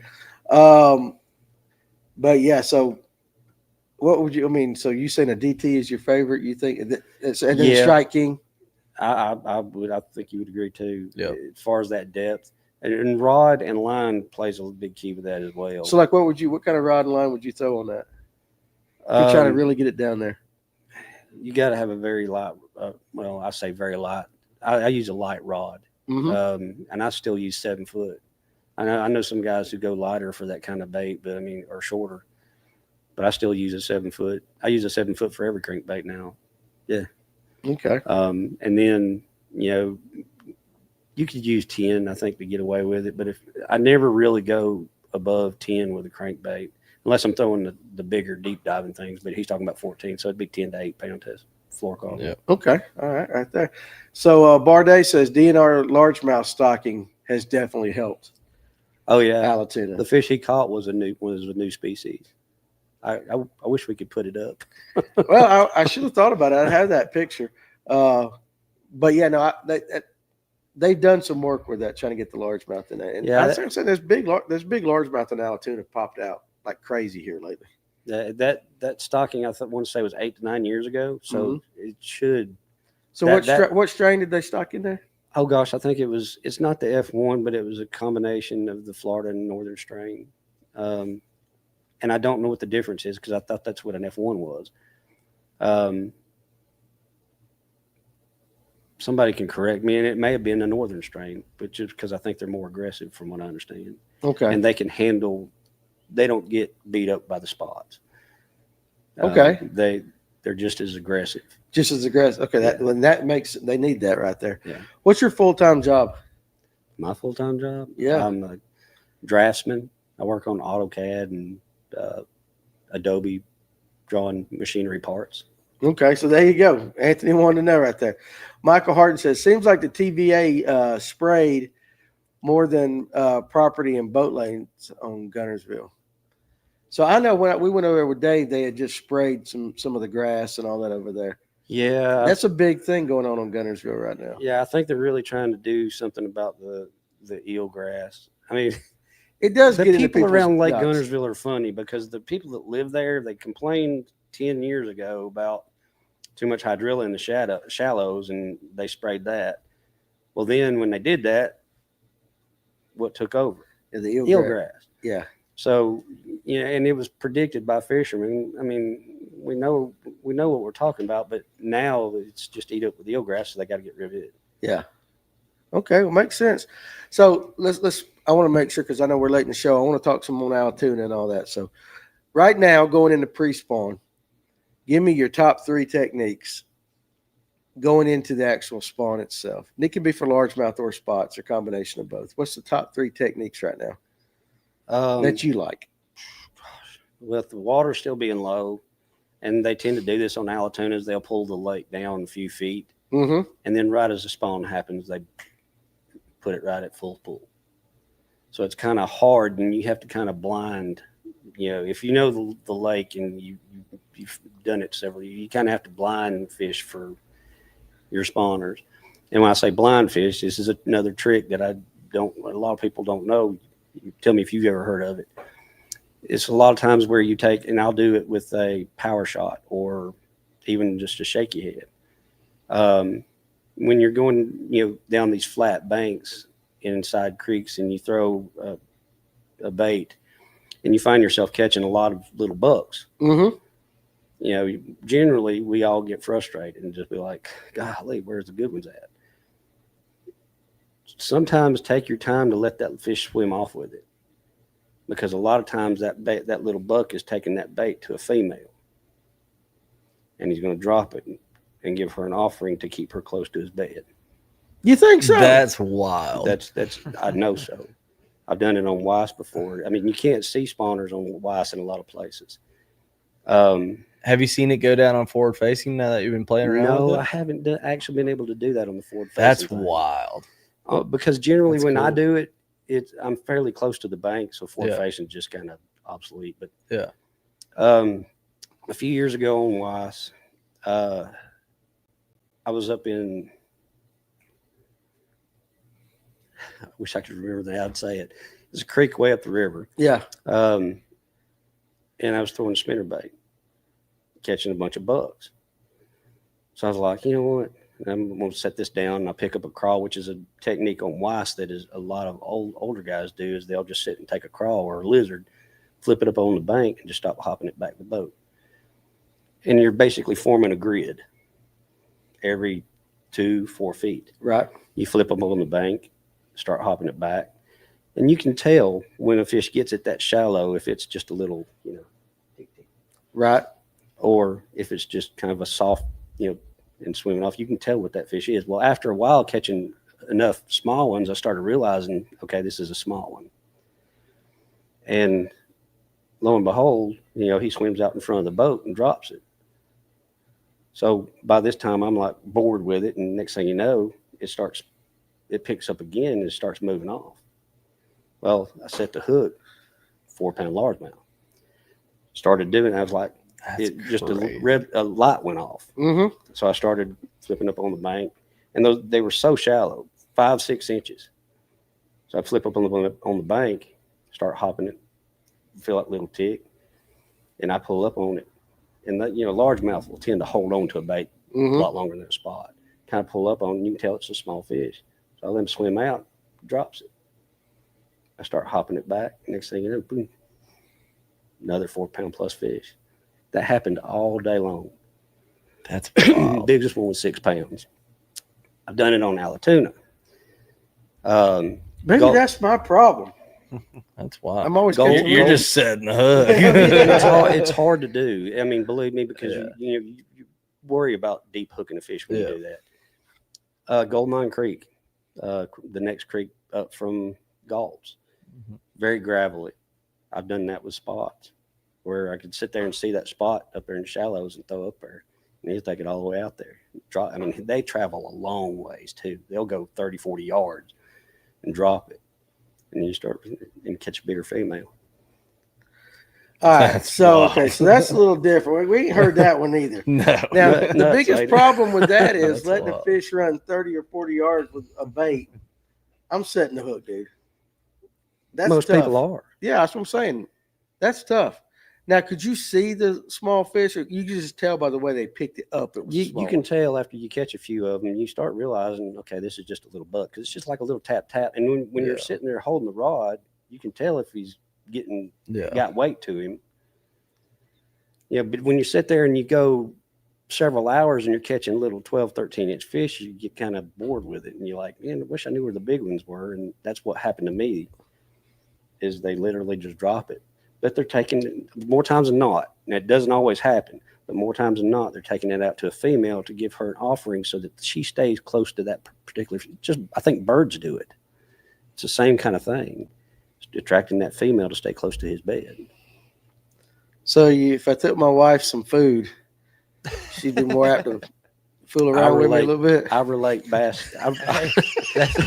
They say food's an aphrodisiac. Well, Lord knows that makes sense. But I relate bass fishing to a lot like humans. I mean, well, you got to kiss some ass. So that's what they're doing. But okay, but like I'm not gonna lie. I've never heard anybody say that. That's the first time I've heard anybody it's kind of say a hidden secret. I mean, but I don't mind. I mean, you all still have to get out there and do it and try. yeah. You're gonna mess me up now. Yeah, I These are- know. And it I'm gonna works. lose so many fish or gut hook a bunch. It works better in stained water. I'll say it because they're not going to. You're talking about from here to the camera, Yeah. and you flip, and that fish picks it up, and he comes out maybe 6 or 7 foot and drops it to that female. It doesn't always have, from what I see, it's like a little narrow window when those females just start moving into looking for beds, and those bucks are up there all ready to do their thing. And they're like, "Hey, baby, here's a crawfish." I know it sounds crazy. No, I'm not gonna say it's crazy. All I'm gonna say is right now, you just jacked my fishing up because I'll be like, Danny's gonna be out there on Saturday. I say that. like, how many fish did you catch? Hell, I didn't catch any. I was waiting for the big girl. I shook a bunch off. But I get it. But you know what's okay? So in all seriousness, that's what's cool when we get all these different individual guests that come in. Every one of you got your own little techniques and something that you do different, and you bring your own little slice of knowledge to the table right here. That is something that I guarantee you, and there's some people in here that are watching tonight that at some point this year, they're going to be like, they're going to remember you saying that. We're going to let them just hold on to it a little bit and see what happens. I appreciate you giving me the opportunity because I really feel like you have a great show here. That's a good place to bring these kind of things up. Well, I appreciate that. It's only as good as the guests and, the guys around me. It definitely is not me, but like you really did just jack my brain up. 'Cause I'm like, I saved that for last. listen, that one. I try to absorb everything that is said. Not only does it, for me personally fishing, but when people come in and we're talking, I talk to a customer and stuff. But that one right there is going to have me actually thinking because I've never heard anybody say anything like that. That's awesome. Yeah, Anthony Hampton, to set the hook or not set the hook. That's the thing. Trying it. Oh, look, I give it a thumbs up again like that. Telling you to set the hook. We're gonna just hit don't that do force that. quit right there. So anyway, I probably run out of memory. Wait, No, no, cancel. no, We'll because kill the Google show. Chrome's in there. Yeah, just hit Just that hit X the X button and up top, left. the red button up at the top, There you go. which means I got to clear some memory. Just keep doing it. So, but it also is telling us right now that the show is getting ready to end because my computer's memory is about to. I'm gonna have to clear some off that new computer right You there. need a hard drive, Danny. I got to get another one. So That looks like my spawning thing fried the computer. he too. did. See, you just messed up the entire thing. So let's go ahead and do that. You just keep hitting the Too X. much juice. Too much juice and all that. Well, hey, if you hit force quit, it's only for whatever you select. So select hit like that Da DaVinci Vinci, Resolve, yeah. and then force quit it. yeah. Yep. Yes. See, you get a computer lesson too with this show. We do a little All right. bit of everything. There we go. See if that helps should us for a help minute. us for a minute. All right, good. Because like but we are close to the end of the show like that. So Oh, yeah, just the hell with it.